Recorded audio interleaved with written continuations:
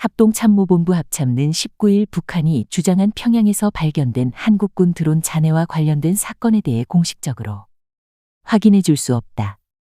는 입장을 재차 확인했다.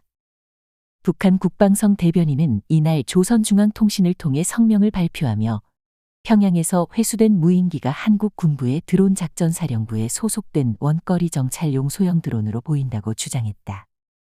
북한은 해당 무인기가 지난해 국군의 날 행사에서 공개된 드론과 동일한 기종이라고 덧붙이며 이 무인기가 한국군에 의해 평양 상공에서 삐라 전단을 살포하는 데 사용되었을 가능성이 있다고 주장했다.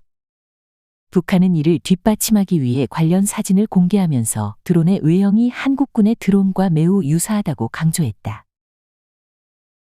북한의 이러한 발표는 군사적 긴장감을 고조시키고 남북 간 갈등을 증폭시키기 위한 의도로 분석될 수 있다.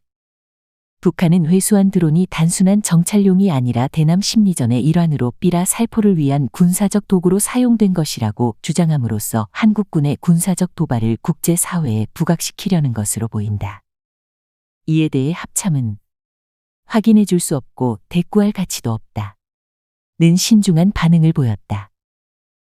합참은 이번 사건에 대해 일체의 공식적인 언급을 자제하며 북한의 주장에 대해 필요 이상의 반응을 보이지 않겠다는 입장을 고수하고 있다. 이는 한국 군 당국이 북한의 주장에 과도하게 반응해 군사적, 정치적 논란을 불러일으키지 않겠다는 의도로 보인다.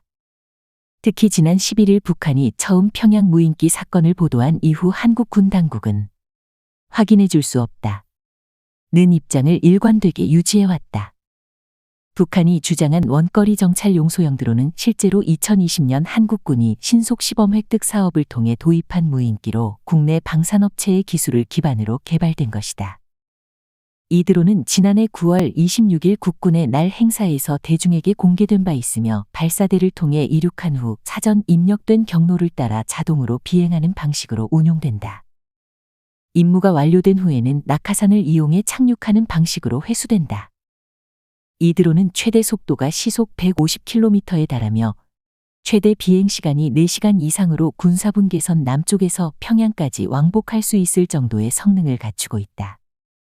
실제로 경기 파주에서 평양까지의 직선 거리는 약 150km에 달하며 이 무인기가 충분히 왕복할 수 있는 거리 내에 위치한다. 한국군이 보유한 무인기 중 대다수는 대대, 사단, 군단급 부대에서 운용되며 이 무인기들은 주로 전방 수십 km 내의 전술 표적을 정찰하고 탐지하는 용도로 사용된다. 이러한 무인기들은 상대적으로 짧은 비행 범위를 갖춘 전술 무인기들이다.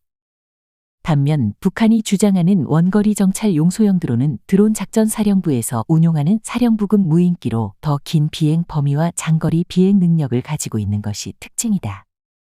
이러한 차이점 때문에 북한이 언급한 드론이 실제로 장거리 임무를 수행할 수 있었을 가능성에 대한 논의가 이루어지고 있다. 북한은 해당 드론이 평양 상공에서 삐라를 살포하기 위해 사용되었다고 주장하고 있지만 이 주장이 사실인지는 아직 불분명하다. 북한은 드론에 삐라 살포통이 부착되어 있었으며 이를 근거로 드론이 삐라를 살포하기 위한 목적을 가지고 있었다고 주장했다. 그러나 북한은 이러한 주장에 대한 구체적인 물증이나 삐라 살포통의 사진을 공개하지 않았으며 단지 드론의 외형을 담은 사진만을 제시했다. 이로 인해 드론이 실제로 삐라를 실어 평양 상공에서 살포했는지에 대해서는 명확하게 밝혀지지 않았다. 전문가들 사이에서는 북한의 이러한 주장에 대해 의견이 엇갈리고 있다. 일부 전문가들은 해당 드론이 삐라 살포통을 장착한 상태에서 평양까지 비행하기는 쉽지 않을 것이라고 분석한다. 삐라 살포통을 장착하면 드론의 무게가 증가하여 비행 성능이 떨어질 수 있으며 장거리 비행을 위한 연료가 부족할 가능성도 제기된다. 이러한 이유로 해당 드론이 삐라를 실은 채로 평양까지 비행할 수 있을 것이라는 가능성에 회의적인 견해를 보이고 있다. 이들은 드론의 최대 비행 시간과 무게 제한을 고려했을 때 삐라를 싣고 평양까지 왕복하는 것이 기술적으로 어려울 수 있다고 본다. 반면 다른 전문가들은 드론의 촬영 장비를 제거하고 연료 사용량을 조정하는 등의 방식을 통해 일부 조정을 가하면 소량의 삐라를 실어 살포할 수 있다고 주장한다. 이들은 드론에 삐라 살포통이 부착된 상태라면 기술적으로 소량의 삐라를 충분히 살포할 수 있을 것이라고 본다. 북한의 대남비라 풍선이 통상적으로 약 10kg 정도의 전단을 실고 비행하는 점을 감안할 때 해당 무인기가 유사한 무게의 삐라를 싣고 평양 상공에서 살포하는 것이 불가능하지는 않다는 분석도 제기되고 있다. 이번 사건과 관련된 진위를 명확히 밝히기 위해서는 북한이 주장한 드론에 부착된 삐라 살포통의 무게와 실제로 살포된 삐라의 양에 대한 구체적인 정보가 필요하다. 이러한 정보가 공개된다면 이를 통해 드론이 실제로 삐라를 살포할 수 있었는지 여부를 보다 정확하게 판단할 수 있을 것이다. 그러나 현재로서는 북한이 이러한 정보를 공개하지 않은 상태여서 북한의 주장을 그대로 받아들이기에는 신중한 접근이 요구된다.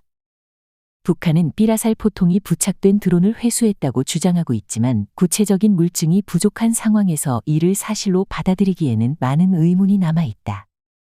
북한의 이번 발표는 남북 간 군사적 긴장을 한층 더 고조시키려는 의도로 보인다. 북한은 이를 통해 한국군이 자신들을 군사적으로 도발하고 있다는 이미지를 강조하려 하고 있으며 이는 남북 관계의 추가적인 갈등 요소로 작용할 가능성이 크다. 북한은 한국군의 군사적 행동을 비난하면서 자신들의 군사적 대응 조치를 정당화하려는 정치적 전략을 추구하고 있을 수 있다. 특히 북한은 이번 사건을 통해 자신들의 입장을 국제사회에 알리고 한국을 군사적 도발자로 몰아세우려는 전략적 의도를 가질 수 있다. 반면 한국 군 당국은 북한의 이러한 주장에 대해 최대한 신중하고 차분한 대응을 유지하고 있다. 합참은 북한의 발표에 대해 과도한 반응을 피함으로써 불필요한 군사적 긴장을 고조시키지 않으려는 입장을 고수하고 있다.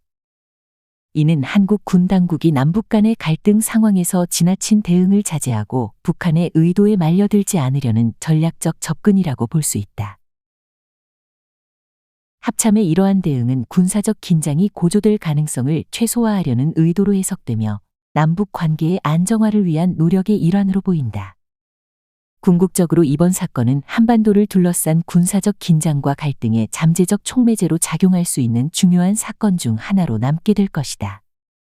북한의 주장과 한국군의 대응이 앞으로 어떤 방향으로 흘러갈지는 좀 더 지켜봐야 할 필요가 있으며 추가적인 정보가 공개될 경우 사건의 진위가 보다 명확하게 드러날 가능성이 있다.